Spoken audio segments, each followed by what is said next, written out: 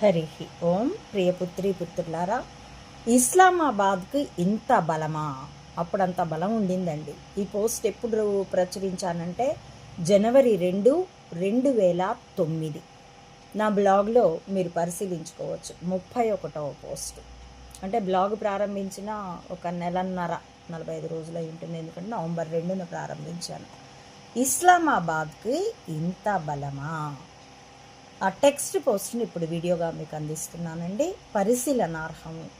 ఎందుకంటే నిన్నటి పోస్ట్లో చెప్పాను, అప్పటి భవిష్యత్తు ఇప్పటి వర్తమానం గనుక.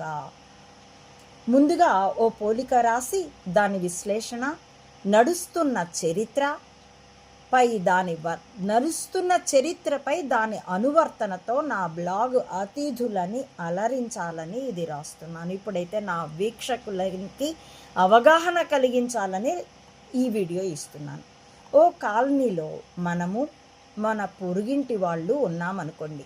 అంటే ప్రపంచంలో భారతదేశము, పాకిస్తాన్లు ఉన్నట్టుగా అన్నమాట. పొరుగు దేశం కదా.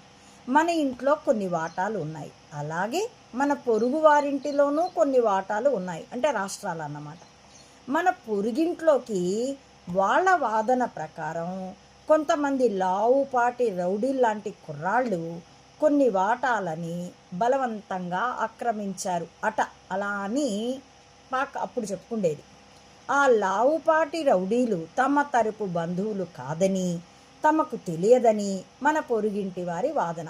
అయితే ఆ లావుపాటి రౌడీలు చీటికి మాటికి మన ఇంట్లోకి చొరబడి ఏదో ఒక వాటాలో బీభత్సం సృష్టించి పారిపోతున్నారు.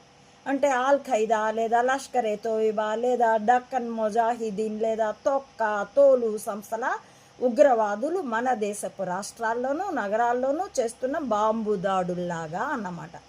ఇదేమి అన్యాయం అని మనం పక్కింటి వాడిని నిలదీస్తే వాడు, మేము తీవ్రవాద బాధితులమే, మా వాటాల్ని లావుపాటి రౌడీలు బలవంతంగా ఆక్రమించారు, మీకు జరిగిన నష్టానికి మేము విచారిస్తున్నాం, ఎక్కడ అన్యాయం జరిగినా వ్యతిరేకించాల్సిందే, మీకు మా సానుభూతి, కానీ మమ్మల్ని నిందిస్తే మేము ఊరుకోం, దొమ్మికి మేము సిద్ధం, జాగ్రత్త, ఖబర్దార్ అంటూ హుంకరించారు.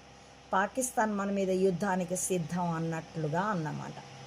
వెనువెంటనే ఈ లావుపాటి రౌడీలంతా, మీరు పక్కింటి మీదికి దొమ్మికి వెళ్తే మీతో పాటు భుజం కలపడానికి మేం సిద్ధం అంటూ మన పొరుగింటి వారికి భరోసా ఇచ్చేస్తారు. ఏ లావుపాటి రౌడీల మీద తమకి కంట్రోలు లేదని, తాము వారి బాధితులమని,